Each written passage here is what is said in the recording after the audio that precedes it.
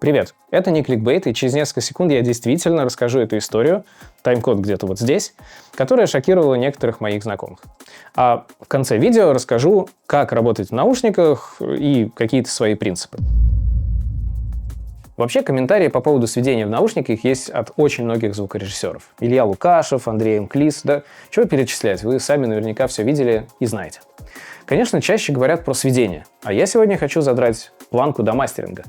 Вообще, я согласен с Ильей, который сказал, что когда у тебя уже есть какой-то опыт работы в мониторах, тогда можно и в наушниках поработать. Разверну мысль. Поскольку я в какой-то степени интересуюсь работой мозга, скажу, что мозг — это такая штуковина, которая учится, адаптируется и привыкает. И Илья правильно сказал, что нужно получить опыт. Мозг будет транслировать этот опыт на другие источники воспроизведения, например, на наушники. Но тут важно получить разный опыт. Например, знать, как трек звучит в клубе, как в машине, в телефоне и так далее. И мозг запоминает эту связку звучания между разными условиями воспроизведения, и тогда можно работать и в наушниках, к которым вы привыкли. Привыкли, это важно. Теперь к моей истории.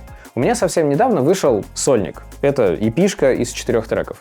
К сожалению, не могу здесь их поставить, прилетит страйк, видео могут даже заблокировать, но я разместил кучу ссылок в описании, в том числе на бесплатное прослушивание. Я получил множество классных комментариев по поводу этих треков от кучи известных, знаменитых звукорежиссеров, музыкантов и так далее. И лейбл мне еще пошарил комментарии от всяких диджеев, было это все очень приятно читать. Признаюсь, были претензии к содержанию, но в основном это из-за того, что треки были заточены на клубность. Кому интересно об этом поболтать, обсудить, пишите в телеграм-чат, там пообщаемся. И спасибо всем, кто отозвался на мои просьбы дать фидбэк на эти треки, низкий вам поклон. Но к мастерингу и сведению никаких не было претензий, типа все круто. И набралось достаточное количество комментариев, чтобы записать это видео. Так вот, шок-контент. Полный цикл этих треков был сделан в наушниках. Это был мой такой эксперимент, о котором знали только несколько близких мне людей. Написание, сведение, вся работа только в наушниках. Но самое прикольное было под занавес, когда владелец лейбла мне написал: «Знаешь, мне не очень нравится, как сделали мастеринг на студии мастеринга. Ты можешь сам поработать с этими треками, сделать мастеринг, и если твой вариант будет лучше, чем студийный, возьмем твой вариант».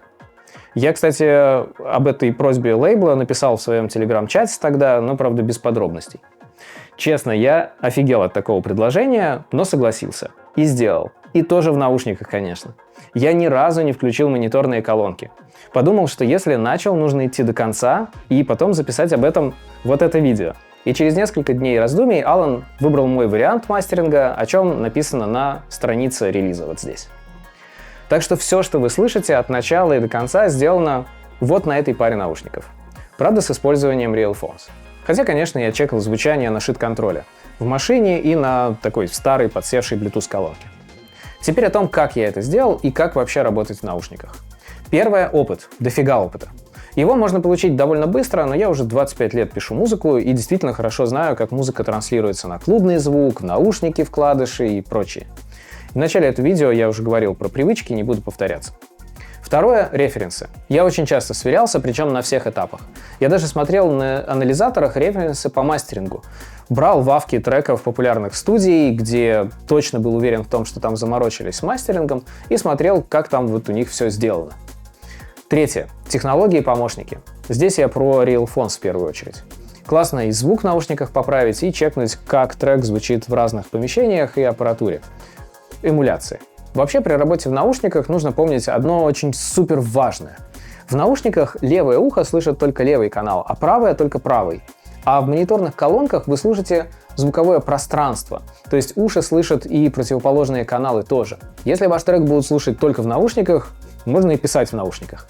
Если будут слушать на Bluetooth-колонках, в машине, на концерте, то нужно делать поправку на то, что у этих людей будет как раз звуковое пространство, в котором звук правого канала будет пересекаться с левым, состоящими волнами, узлами и пучностями, и вот этим всем. Я об этом записывал видео, посмотрите, если еще нет, ссылка в углу экрана.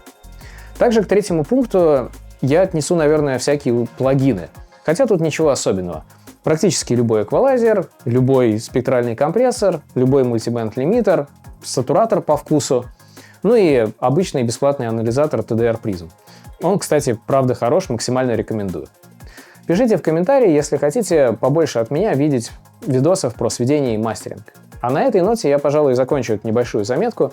Честное слово, я просто не мог об этом не рассказать, ибо сам до сих пор в шоке от того, что это вообще все случилось. До встречи в следующих видео. Пока.